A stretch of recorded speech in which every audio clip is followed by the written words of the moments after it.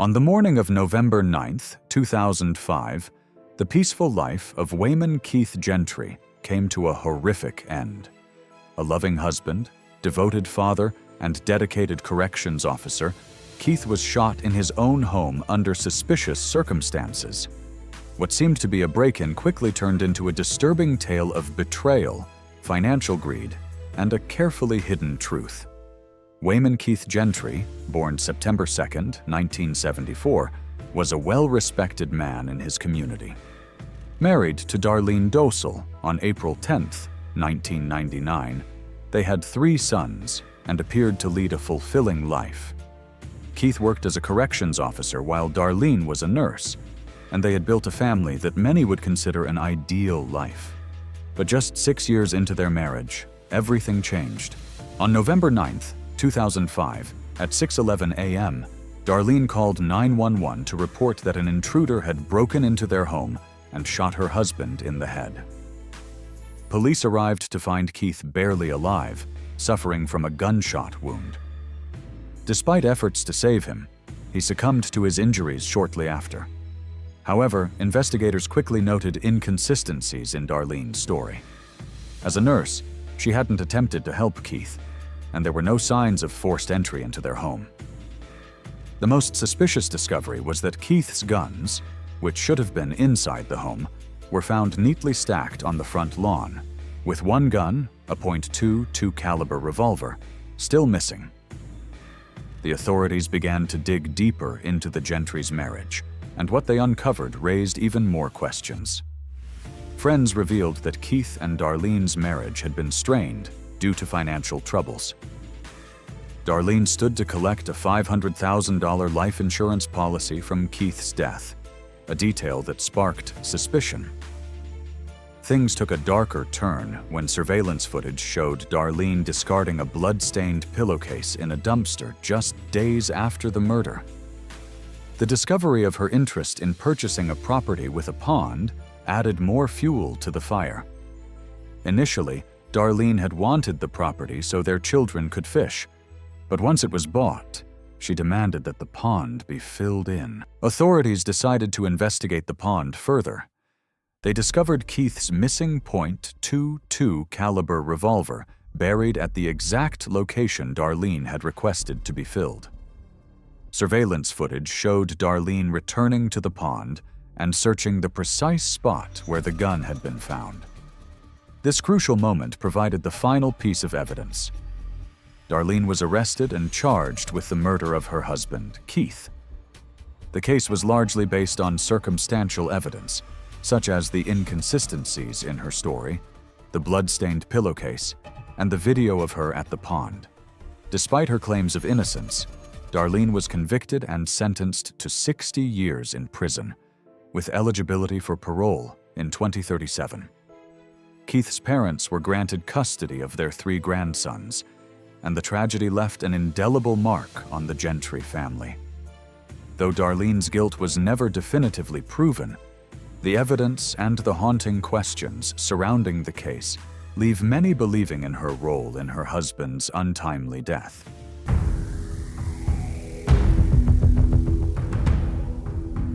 In the quiet neighborhood of Riviera Beach, Florida, kindness had a name: Ernestine Mortimer.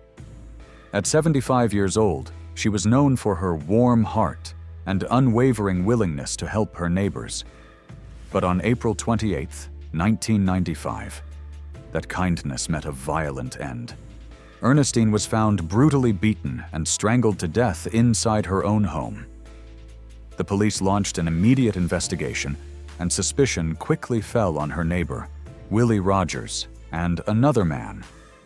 Neighbors pointed to both men during the early stages of the case, and detectives wasted no time collecting DNA samples from them. But without concrete evidence linking them to the crime, both men were released, and the case slowly went cold.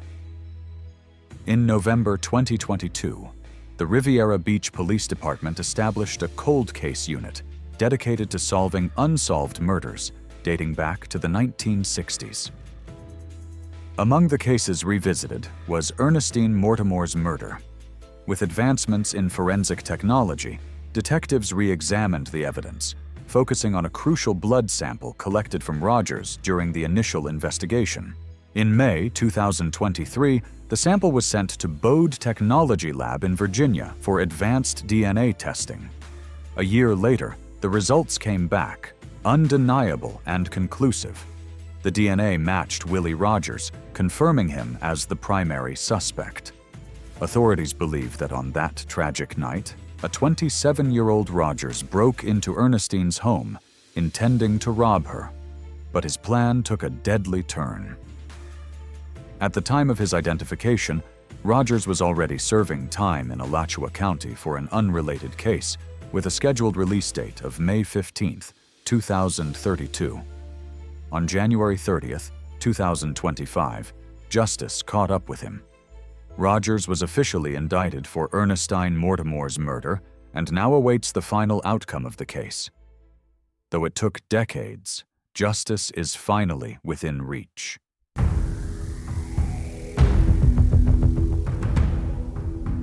In February 1999, the lifeless body of a young boy was found near a wooded cemetery next to the Clifton United Methodist Church in Panthersville, Georgia. Authorities estimated he was between 5 and 7 years old and had been dead for 3 to 6 months. His identity was a mystery, and despite their efforts, the investigators couldn't determine the cause of death. For more than 2 decades, he remained a nameless child, a forgotten soul buried without answers. In July 2022, the truth finally surfaced. The little John Doe was identified as 6-year-old William Deshaun Hamilton. He and his mother, Teresa Bailey Black, had recently moved from Charlotte, North Carolina, just before his death.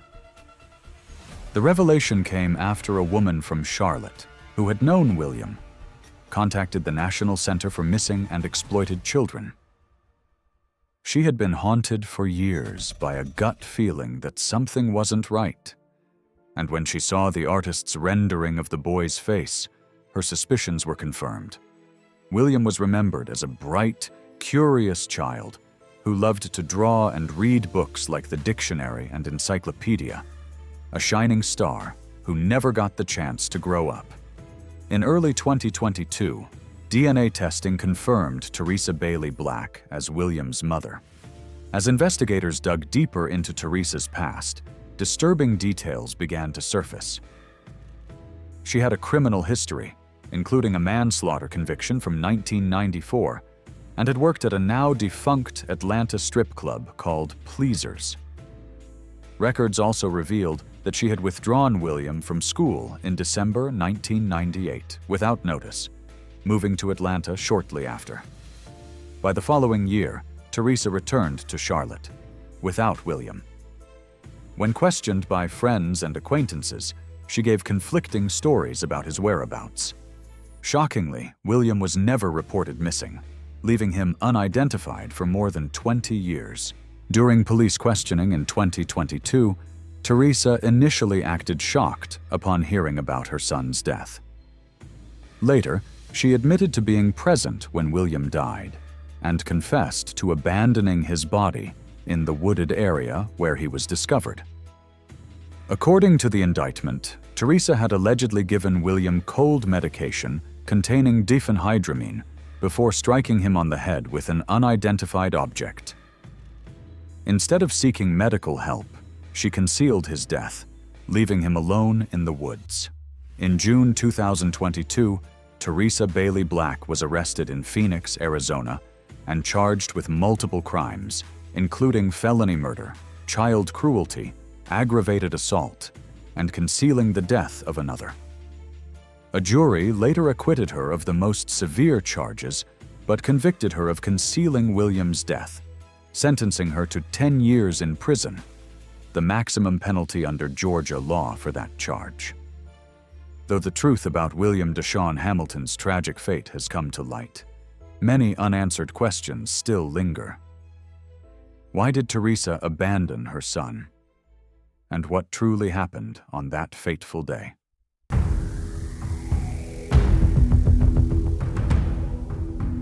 A cold case that haunted a community for 36 years has finally been solved. Mary Ann Daniels' brutal murder remained a mystery for decades, until forensic science and relentless determination uncovered the truth. It was 1989 when Mary Ann Daniels was found murdered in her apartment. Investigators tirelessly pursued leads, questioning 3 men connected to Mary Ann's life: the property manager, a former romantic partner, and her neighbor, Joseph Andrew Jazz, who had moved in the very same day as Mary Ann. Despite thorough questioning, there was no concrete evidence linking any of them to the crime. The case went cold, leaving Mary Ann's family devastated and desperate for answers. Decades passed, but the Everett Police Department never gave up. In 2020, they enlisted the help of the American Association of Forensic Genealogists and their skilled genealogist, Deb Stone.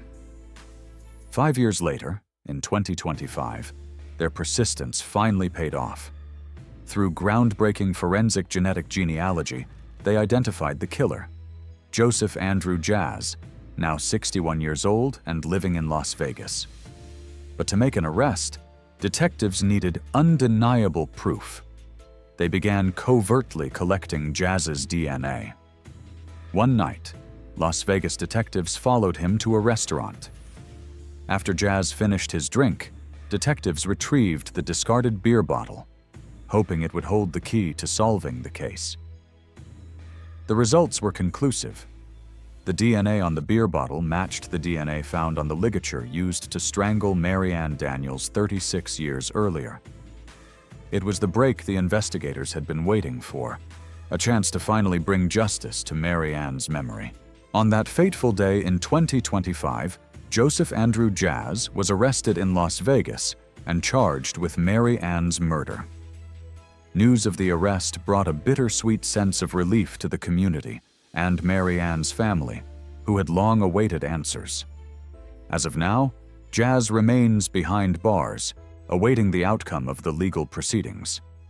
The question lingers: how did he manage to evade justice for so many years? Mary Ann Daniels' case serves as a stark reminder that no matter how much time passes, justice can prevail when determination and advanced technology come together. Though decades went by, the truth finally caught up with Joseph Andrew Jazz.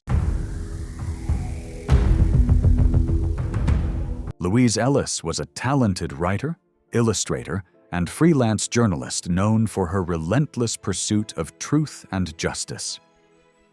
Born on June 23, 1948, in Ottawa, Canada, Louise dedicated her life to telling stories of injustice and giving a voice to those who had none. Yet, little did she know that her own quest for truth would lead her into a deadly trap, a love story that ended in tragedy. Louise was drawn to stories of redemption and second chances, which led her to cover the high-profile case of David Milgaard in 1992. Milgaard had been wrongfully convicted of the murder of Gail Miller, while the real killer was Larry Fisher. One of the key witnesses who testified against Milgaard was Brett Morgan, a man with a troubled past and a seemingly changed heart. Intrigued by Brett's testimony, Louise saw him as a symbol of transformation and decided to reach out through letters and prison visits. Brett crafted a charming and remorseful persona, and Louise, believing in his redemption, fell deeply in love. Upon his release, she welcomed him into her home, convinced she could help him build a new life. However, this decision would soon prove fatal. Initially, Brett seemed grateful and affectionate, but his true nature quickly surfaced. Louise began documenting their turbulent relationship in her diary, from heated arguments to chilling displays of rage. Brett would pour beer over her head and punch holes through doors in fits of anger. By January 1995, Louise finally gathered the courage to ask him to leave, but after a suspicious break-in at her home, she allowed him back, hoping things would change. However, Louise soon discovered that Brett had drained over $112,000 from her personal accounts, leaving her betrayed and devastated. Unbeknownst to her, Brett's violent past stretched far beyond financial deceit.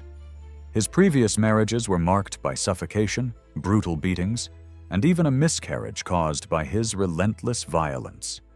In 1978, Brett committed a heinous crime, the murder of 21-year-old Gweet Ford, whom he strangled in a hotel room. Despite being convicted of manslaughter, he was released after just 10 years, continuing a life of manipulation and crime. On April 22, 1995, Louise vanished without a trace. 2 days later, her car was found abandoned with her purse and overnight bag locked inside. Brett, now the prime suspect, played the role of the distraught partner, organizing search parties and making emotional pleas to the media. Marie Parent, a private detective in training, took a keen interest in the case. She sensed inconsistencies in Brett's story and decided to investigate on her own. As Marie gained Brett's trust, the police planted a wire in his truck, hoping for a breakthrough. One fateful day, Brett led Marie to a wooded area near the Maisonnangers Dam in Quebec. Suddenly, Brett pointed to a spot and said, "That's Louise," before anyone else could see anything. It was a crucial slip. How did he know? Investigators immediately recognized the significance of his statement and arrested Brett on the spot. Brett Morgan was ultimately charged and convicted of Louise Ellis's murder. Investigators believed that Louise confronted him about the stolen money, and in a fit of rage, Brett ended her life. A woman whose life had been dedicated to truth and justice became the victim of a manipulative, violent man. Louise's tragic story serves as a sobering reminder that even the most vigilant seekers of truth can fall victim to deception. In the end, her relentless pursuit of justice cost her life, and the man she trusted turned out to be her killer.